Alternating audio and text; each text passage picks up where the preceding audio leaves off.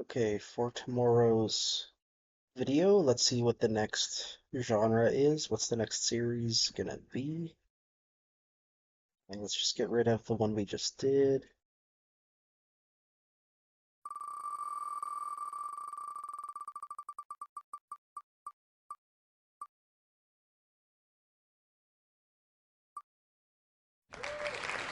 Okay, well, I've been waiting for this one for a while, so we're gonna go through all the flute pieces.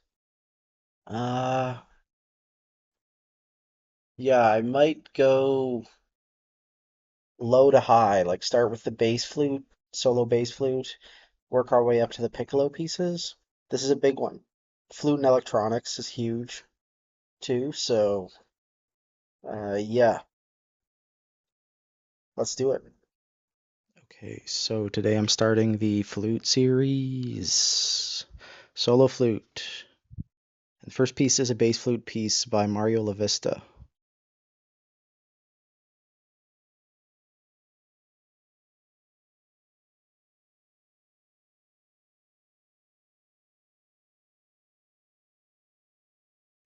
Yeah, so we've done a number of Raúl Lavista pieces on this channel, specifically his string quartets. This PDF is kind of chopped up, but you can see it's kind of one landscape page of music. And I think that's it.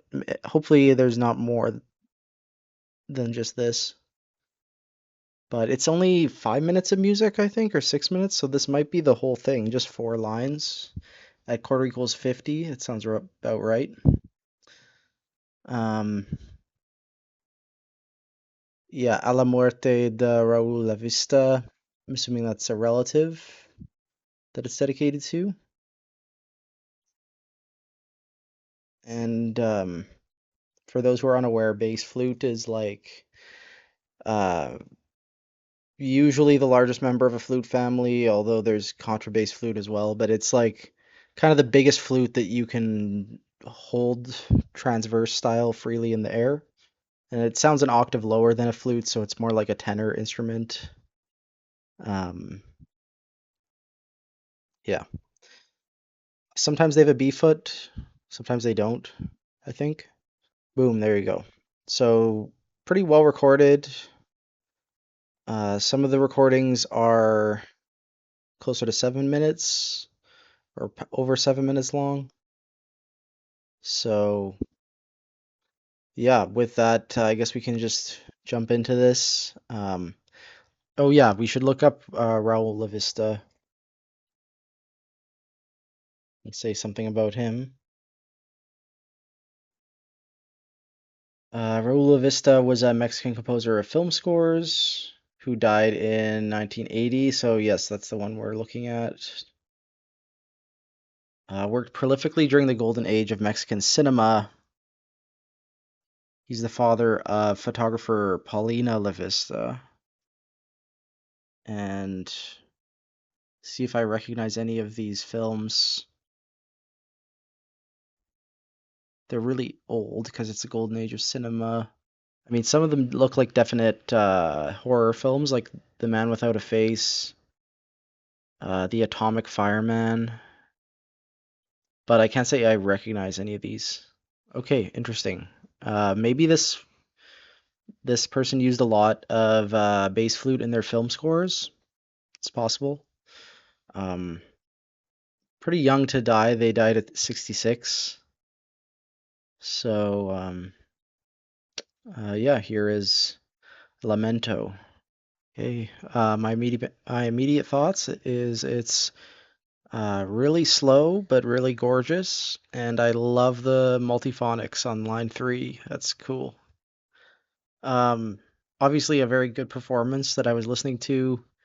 I like the moments where it switched from normal playing into a multiphonic or into singing overplaying, right? Those switches in and out are so magical, but also they sound difficult to pull off as like from the performer's perspective. So yeah, really cool idea. I like the notation too. He's got like two layers of phrase markings. The one slur is just like the breath mark, basically, like where you should breathe, and then the this like dotted slur is more like the phrasing, and that one can extend over rests if it needs to. So really, really long phrases when you think about it, which poses an interesting challenge to the performer. Um, yeah, I think it showed off the characteristic low register of the bass flute really well, and it's not a bad introduction to like bass flute repertoire, which of course is very small. Tomorrow we have a piece for bass flute and electronics, and I don't think we might have an alto flute piece, but might not. And then we're getting into the normal flute stuff.